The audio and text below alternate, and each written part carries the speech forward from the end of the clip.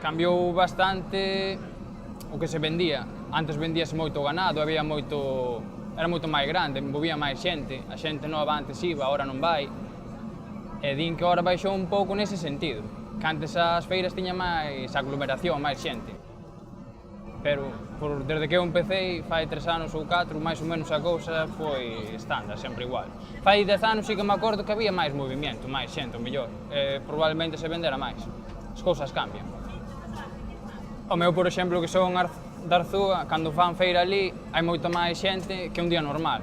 Trae moita xente de fora, a xente deixa cartos, deixa sobre todo nos bares, en eses sitios. Entonces, as aldeas e os pueblos danlle vida, vai bastante ben, a verdad.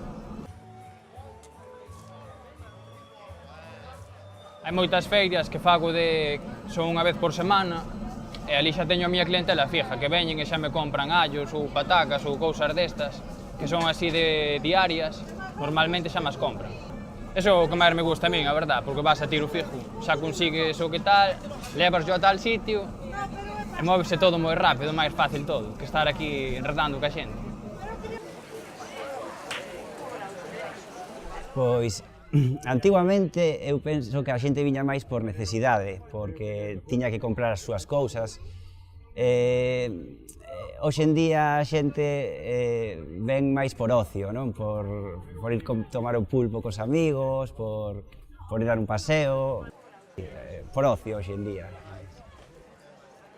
Pois todos os días, como quen dice. A ver, descansas algún, pero máis ou menos temos mercadillos de semana, feiras de mes e feiras de ano. Esta é unha feira de ano, esta é a feira máis antigua de toda Galicia, e para nosotros é moi bonita a feira da San Lucas.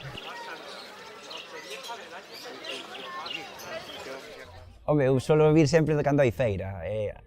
Contame que como que lle dá un pouco de alegría ao pobo, dalle, non sei, que ven máis xente ese día, é como máis elegante o pobo ese día.